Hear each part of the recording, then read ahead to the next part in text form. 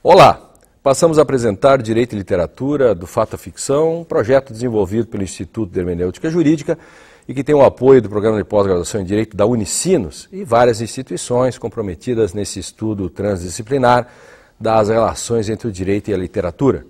No programa de hoje nós abordaremos o livro A Colônia Penal, de Franz Kafka, e contaremos com a presença de Alexandre Moraes da Rosa, pós-doutorado em Direito pela Unicinos, Universidade de Coimbra, professor da Univale, e Regina Zilberman, pós-doutorada em Letras pela Brown University dos Estados Unidos e professora do Programa de Pós-Graduação em Letras da Universidade Federal do Rio Grande do Sul. Feitas estas apresentações, eu peço para a professora fazer como é de praxe no nosso programa, um abstract da obra para que possamos encetar a discussão. Muito obrigada. Eu queria primeiro agradecer o convite para participar aqui nesse programa que já está assim, já se tornando uma tradição no Rio Grande do Sul e agora no Brasil.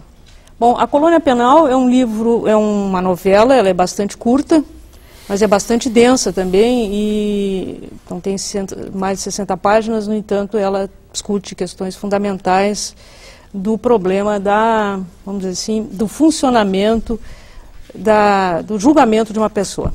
A ação reúne apenas 4 personagens, um soldado, o condenado, o oficial que vai executá-lo e um explorador que vem de fora. E na primeira parte da história, esse oficial explica como funciona essa máquina que vai executar o condenado. E na segunda parte nós vamos ter que, dado o fato de que o explorador recusa esse processo, essa forma de punição, o próprio oficial resolve ele se sacrificar usando a máquina sobre si mesmo. Muito bem. Professor Alexandre, Kafka é um autor bastante caro ao direito, né? E já analisamos o mais comum deles, que é o processo. E o que na colônia penal, digamos, chama mais atenção no plano jurídico? Seria a responsabilidade do indivíduo, do sujeito? O que nós... Eu acredito que o explorador, ao ser interrogado na sua responsabilidade ética, a partir do momento em que o próprio oficial quer o cooptar para atender ao sistema, como funciona, esse momento em que ele é instigado, interrogado, é um momento em que ele pode dizer não. E esse dizer não, hoje na nossa sociedade, e fundamentalmente no direito, é uma questão crucial. Até que ponto se pode dizer não aos politicamente corretos, ao movimento que tudo pode, que demanda ao direito todas as questões. Ou seja, o situar do sujeito na perspectiva diante de uma situação específica, poder dizer não, é uma questão crucial e hoje deve ser respondida. Muito bem. Professora, a literatura de Kafka é uma literatura densa, é uma literatura forte, e no que ela especialmente tem, digamos, daquilo que se pode chamar de perenidade, né, que é o forte daquilo que atravessa a história, né, que é o forte da literatura? Bom, tu faz uma pergunta também crucial, né? Quer dizer, na realidade a gente está perante um escritor já consagrado e que tem uma enorme bibliografia a respeito, e isso já é sintoma da sua grande continuidade, da leitura de aquele objeto. Eu acho que na colônia penal ele apresenta algumas questões politicamente muito fortes, né? Então ela continua dialogando conosco. Uhum. Não sei se daqui a 200, 300 anos ela terá esse impacto. Mas é interessante pensar o seguinte, a propósito desse na colônia penal, quer dizer, o centro da questão, vamos dizer assim, da narrativa propriamente dita, né, o assunto da história é a execução desse condenado que teria desobedecido um outro oficial. Eles estão num espaço separado, depois talvez a gente possa falar sobre essa ilha onde a ação se passa. E ele é condenado simplesmente sem que ele passe por um julgamento, sem que ele saiba pelo que está sendo condenado, e nesse sentido é parecido com o José Ficado do processo, e ele não sabe nem a sentença, então ele está ali, né, ele é ao mesmo tempo assistente e sujeito da sua execução. Bom, essa condição, vamos dizer assim, é uma condição, talvez uma condição que a história da humanidade vem mostrando, pelo menos desde processos como o da Inquisição, até o Holocausto, né? Então, nesse sentido, ou a tortura, né? A tortura em países onde predomina ainda o totalitarismo. Então, esse aspecto é, vamos dizer assim, que constitui o núcleo da narrativa, ele continua extremamente atual. Essa questão, Alexandre, e depois a gente vai ligar isso ao Joseph K. do próprio processo, como que isto em Kafka ele consegue desenhar essa questão do processo, do homem que vira suco, do homem que é mastigado pela máquina. E aqui, na colônia penal, é uma máquina de tortura, mas uma máquina que processa, uma máquina que faz tudo. É isso que é, o que resta para o homem, né, é tão rico, são tão poucas páginas, mas tão rico. Justamente, eu acredito que o mais fundamental é fazer o sujeito aparecer no momento. Um sujeito que é levado pelo sistema, um sujeito que adere ao sistema, um sujeito que cumpre as regras sem muita objeção. E a professora Zilberman está com um livro da Hannah Arendt, que era a ligação que deve se fazer. Ache-me em Jerusalém, os nossos juízes hoje, o Ministério Público, ou seja, uma aplicação irrestrita do que vem sendo feito há séculos, ou seja, uma aplicação mecânica do sistema. Esse sujeito que aparece no momento em que o explorador diz que já vacilou muito na vida e que naquele momento ele precisaria se colocar como sujeito, é o momento em que na obra do Kafka o sujeito aparece, ou seja, para fazer objeção.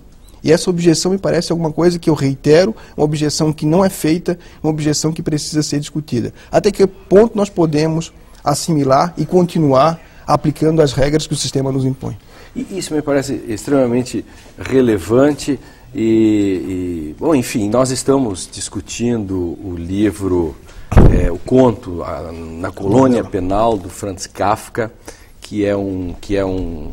o próprio autor Kafka já é o grande referencial para o direito, para os juristas, não só, obviamente, para os juristas, para o direito, mas exatamente aquilo que nos coloca do papel do homem, do papel da técnica e como que isso em Kafka é recorrente. E a professora Regina falava antes da questão do próprio Joseph K. do processo. Os livros do Franz Kafka têm um fio condutor, né?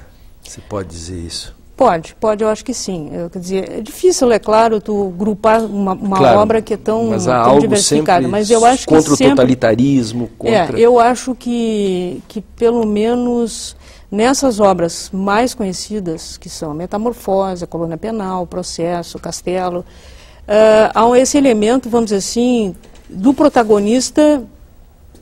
No caso da colônia penal, seria de discutir quem é efetivamente o protagonista, mas pelo menos nos outros, do homem perplexo perante uma situação que ele não compreende, perante a qual ele não pode agir, né? Ele é vítima, realmente ele é vítima, porque as coisas acontecem e ele não tem nenhum controle sobre esses acontecimentos, né? Quer dizer, ou ele acorda transformado num inseto, ou ele é objeto de uma delação, ou ele chega numa cidade e não sabe o que está acontecendo. E nesse caso, o condenado ocuparia essa função, né? O condenado que acaba depois se regozijando um pouco com a morte do oficial, né? Mas ele não sabe nem por que ele está ali, ele nem sabe que vai ser punido. Né? Então, essa seria um elemento comum. Esse é um elemento comum forte, né, que se pode... Né? Um estranhamento a todo momento das perspectivas do mundo da vida mesmo. Esse estranhamento parece que é um fio condutor da obra. Essa perplexidade, né, diante dos fatos. E esse olhar do estrangeiro, do observador, do explorador, o que vem, o que cai na ilha, né, porque a ação se passa numa ilha. E aí um dos protagonistas, enfim, é o explorador. O explorador dialoga com esse oficial, como que há um momento, e você dizia isso no início, que salta forte, a necessidade do não. Ele tem que dizer não àquele estado de coisas para uma mudança de paradigma, poderíamos dizer isso? Justamente uma mudança de lugar. Ele, no momento em que ele se colocava como espectador, e ele assim o era, ele recebia a explicação de como a máquina funcionava, onde era o lugar de cada um. No momento em que ele é convocado a participar, ele faz-se ver como sujeito e diz não, e começa de alguma maneira a ocupar um novo lugar, uma nova função na estrutura da narrativa. E essa nova função faz com que ele passe a ser o espectador, mas o espectador e um espectador ético. E isso é muito interessante, porque ele poderia impedir. Esse ponto. Esse me parece um ponto importante. O sujeito que era oficial decide se colocar no lugar de objeto e ele respeita esse lugar, porque é uma decisão ética do sujeito. Ao contrário do processo, poderia-se dizer que neste há uma perspectiva de mudança? Eu acho que sim. Porque o observador introduz o elemento ético. Porque ele consegue, vamos dizer assim, manifestar essa recusa, né? Quer dizer, se tu compara o explorador com o Joseph K., tem um aspecto em comum, porque o Joseph K. é uma personagem que não aceita em nenhum momento que ele está sendo julgado. Ele se diz, eu sou inocente, eu vou lutar pela minha liberdade, né? E ele não pede, portanto, para ser absolvido, porque ele não se acha culpado, né? E nesse ponto, os dois têm esse papel, o explorador e o Joseph K. exercem essa função da resistência.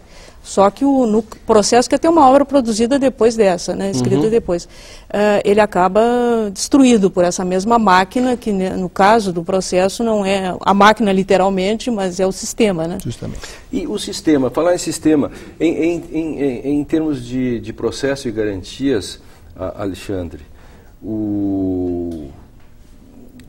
há uma denúncia forte a todo momento, tanto no processo como na colônia penal, enfim, e ainda em outros livros do Kafka, uma denúncia da inquisitividade, se pode dizer assim, do processo inquisitório. Isso me parece importante também. Justamente, né? Esse texto dá uma dimensão do que acontece, uma vez que o sujeito é condenado, tanto no processo como na colônia penal, e o sujeito está ali prestes à sua execução sem que tenha entendido, tenha compreensão do que acontece em relação a ele. Mas o mais interessante nisso tudo é que tanto na narrativa do Kafka como hoje, há uma sideração e um certo gozo pela violência. Que essa situação que a professora Zibman colocou é muito interessante, porque o sujeito que estava prestes a ser colocado na máquina e que não entendia muito bem a sua situação, a partir do momento em que o próprio oficial se coloca na máquina e passa a ser executado por ela, ele não consegue deixar de ter a sideração e um certo gozo, do ponto de vista psicanalítico, por aquela situação que hoje, transportada mutatis mutandis para o nosso dia a dia, é a mesma situação da violência que escorre pela televisão, do cidadão que é submetido a um processo penal dessa mesma ordem, mas aceita que o vizinho, no momento que o vizinho é processado, tem a mesma estrutura. Isso é muito atual na reflexão que o Kafka nos coloca. Ele nos interroga com o real, daquilo que acontece hoje e que é uma estrutura reprodutiva do modelo inquisitório, em que o sujeito tem a culpa pressuposta. E isso é importante, eu volto a esse assunto logo depois, para outra questão. Eu queria perguntar para a professora sobre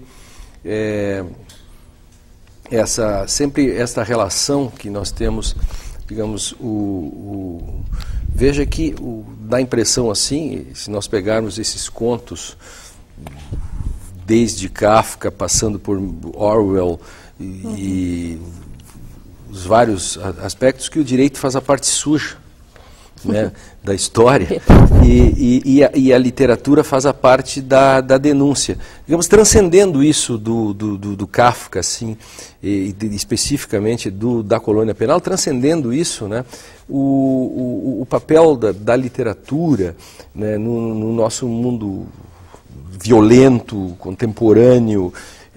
Nesse sentido, qual é a sua apreciação hoje sobre isso? De fato, a literatura, e principalmente uma literatura de vanguarda, como Kafka representa, ela vai sempre olhar por baixo do tapete, né? Ou então o que está por trás dos bastidores. Ela vai ter, mesmo sendo uma literatura de difícil interpretação, quer dizer, ela vai ter vamos chamar entre aspas, uma militância qualquer.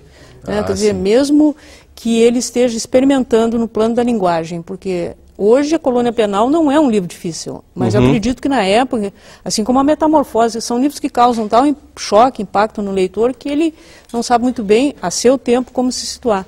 Mas ela não está fora desse espírito da literatura contemporânea de funcionar como realmente um campo de batalha. É um lugar onde se dizem as coisas. Isso é importante, né? Quer dizer, esta nesga que se tem na linguagem, numa linguagem que cada vez se torna mais... nós vivemos hoje num tempo em que quanto mais informações, menos informações, palavras se cobrem com palavras. Parece que a literatura é esse espaço, essa nesga de brilho, de luz, que abre uma clareira como você falou, de uma espécie de um lugar de batalha, de resistência, né? E isso está presente para o nosso telespectador que está ligando agora, isso está presente em A Colônia Penal do Kafka, como em outras obras, mas especialmente recomendamos aqui A Colônia Penal do Kafka. Junto com este livro também tem o Veredicto, muito importante essa nossa discussão, estamos fazendo isso com os nossos convidados. O outro dia, um membro do Ministério Público me dizia, Alexandre, e você que é juiz também, que mesmo que em determinadas circunstâncias se saiba que o réu é inocente, isso não é relevante porque o processo sozinho já será o castigo necessário. Isso é kafkiano? Isso é meio sadiano, né? No sentido de que Mas sadiano também tem algo a ver com o próprio personagem, ou um dos personagens, justamente, que é o oficial. Tem o modo que ele relata as coisas. O gozo de relatar, isso me impressiona fundamentalmente. E até podemos resgatar, talvez, uma outra parte do texto do Kafka, em que o oficial diz assim que ele é muito jovem, e como muito jovem foi escalado para essa finalidade. E essa é uma situação hoje do nosso judiciário que é formado por guris arregimentados com um soldo poupudo e que nessa cooptação, por assim dizer, o maior salário da República é para não pensar, ou seja, para ver como a máquina funciona, aderir e fazê-la rodar. Nessa adesão a isso, a culpa daqueles que são excluídos da perspectiva da adesão é pressuposta, e processo gira com uma indiferença, porque isso me parece extremamente importante. Quando o explorador está vendo, ele coloca o acusado no lugar de sujeito, ele respeita o acusado como lugar de sujeito. Hoje, no nosso dia a dia, são coisas. Acusado, mas é um outro que... Um outro, ele tem esse lugar, porque nós sempre tivemos, eu gosto de dar esse exemplo porque é metaforicamente interessante, nós já tivemos desilusões amorosas, e a mulher podia não nos amar ou podia nos odiar. Mas se ela fosse indiferente, a indiferença era colocar no lugar do nada. Se ela nos odeia, ela nos dá um lugar. Quando um colega nosso diz odiar o acusado, ele pelo menos o respeita como pessoa. Mas quando ele é indiferente, é mais um atrás do nome, é uma parte, esse é um lugar que é o perigo. Porque o sujeito deixou de existir, não se consegue ver sujeito nem lá, nem cá. A noção de... Interessante isso. Pode... Não, eu ia comentar. Eu acho que realmente aí está muito, vamos dizer assim, é muito a leitura que o próprio Kafka faz do processo, e ele, que afinal de contas era um advogado, né? Ele fez o doutor em Direito e tudo, e eu acho que tu definisse muito bem tanto o funcionamento do sistema, vamos dizer assim, jurídico, quanto aquilo que o Kafka há quase 100 anos representou. É preciso lembrar que ele escreve esse texto é de 1914, foi publicado em 1919, antes... portanto, da ascensão de totalitarismos como o nazismo, e que ele representa também de uma maneira assustadoramente perfeita. Mas isso é interessante porque na própria biografia dele, a experiência da família dele em Praga, a própria figura paterna, isso é muito visível na própria obra dele, assim, a figura que o pai representava, o lugar que a mãe o colocava na estrutura e a convivência dele na Praga dividida entre judeus e católicos. E essa maneira como havia essa briga me parece alguma coisa que deixa transparecer na própria colônia penal. É uma coisa que tu citasse há pouco, eu estava aqui de Hannah Arendt em punho, né? Mas realmente ela faz uma interpretação do Kafka por esse viés do Kafka judeu, do Kafka como representando essa situação do pária que não é só o judeu, mas é todo o homem que surge como um estranho, como por isso a ilha, um estrangeiro, a ilha, e o explorador é o homem que vem de fora. e também o fato do suspeito, né? Uma pessoa que, quer dizer, ele é sempre suspeito, aquele que não está integrado e, portanto, vamos dizer assim, anulado como pessoa, ou como sujeito, como tu representasse agora. É o homo sacer, é o que não vale nada. Exatamente, que o Agamben menciona, trabalha. E o Agamben resgata o Kafka nas Profanações, por exemplo. Veja a ligação disso, né, para o nosso... E o Agamben, no Profanações, um livro dele recente, 2008, 2006, aliás, ele faz referência à figura do Kafka porque ele consegue, a partir de personagens aparentemente laterais, discutir a nossa realidade, não de um ponto de vista de protagonismo, mas alguém que vai pelas bordas conseguindo entender o que se passa. E essa borda consegue, da fronteira, por uma região, digamos assim, de exceção, mostrar aquilo que nós não conseguimos ver numa perspectiva direta. E às vezes até não só não ver, como não verbalizar, e eles verbalizam, né? Ele consegue dizer o real, impressionante. Que é o problema também da Isso é fantástico, né? O Kafka, Colônia Penal, é o livro que nós estamos discutindo essa semana, nesse nosso programa, né? E que tem uma riqueza literária, uma riqueza de juridicidade, democracia. Essa questão da máquina, da metáfora, de como o homem é reduzido, isso escrito em 1914, de como, quer dizer, prospectando, quer dizer, imaginemos e pensemos que o Orwell escreve em 1984 e 1948, olha a faticidade dele, olha o modo onde que ele está inserido, e Kafka escreve antes isso, e depois em 1932, O Admirável Mundo Novo, mas tudo isso ligado à preocupação com a democracia, com o sujeito, de ele poder, de uma sociedade que o homem pode se emancipar, mas é esmagado. E principalmente pelo avanço da tecnologia, né? Aí um elemento que une talvez essas obras é a dominação da tecnologia. Por isso é tão importante que seja uma máquina, né? E é interessante porque quando o oficial fala que as pessoas se deliciavam assistindo esses espetáculos, que era a punição, essa máquina que...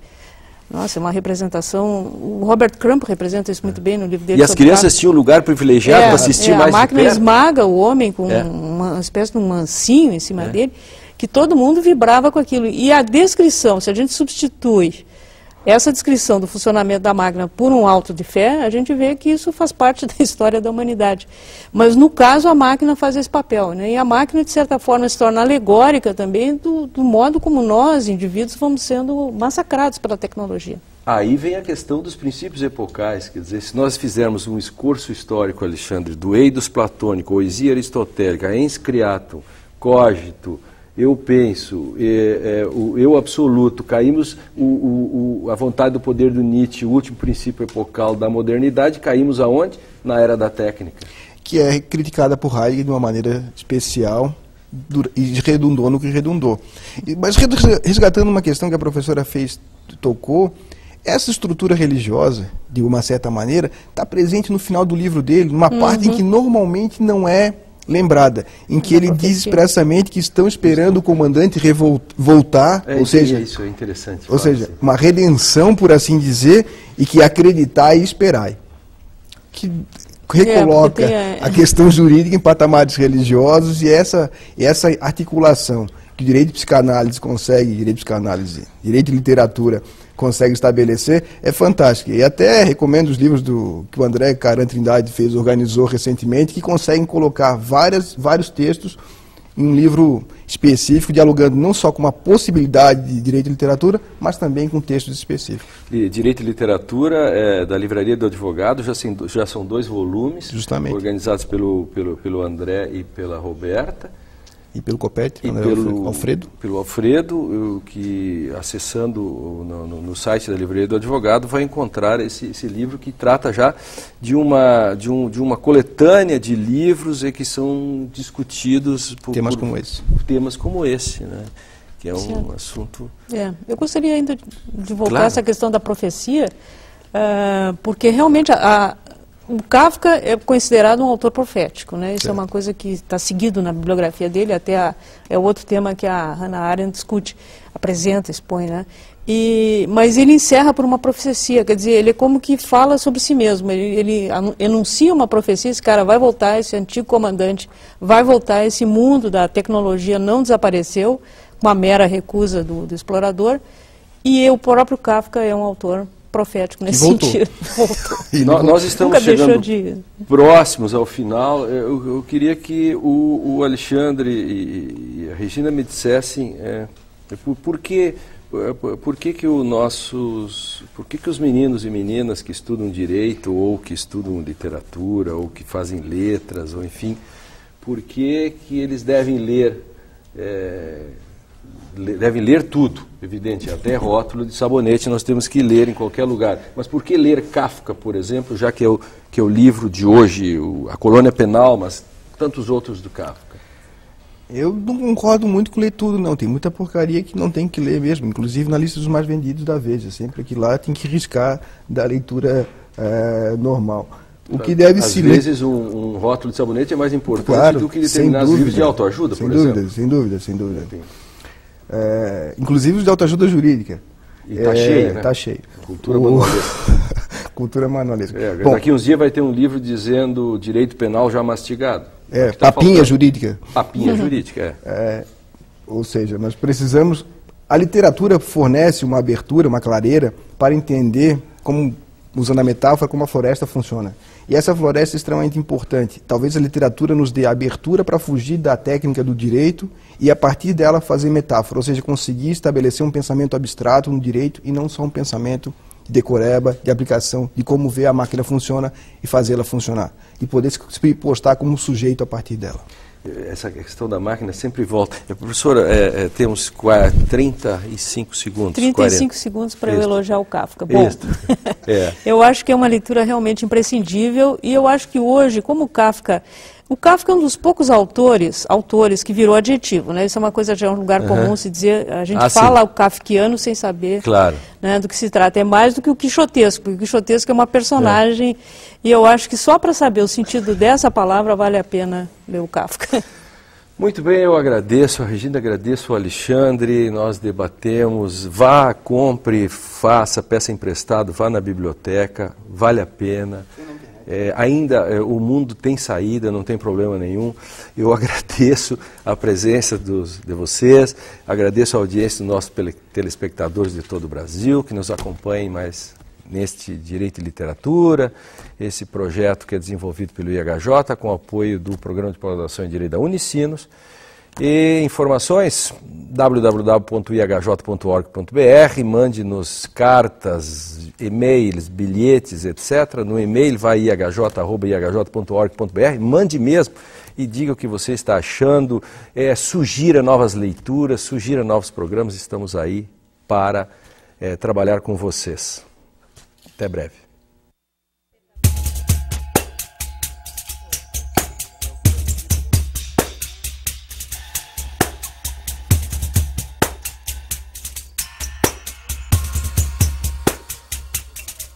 Menina!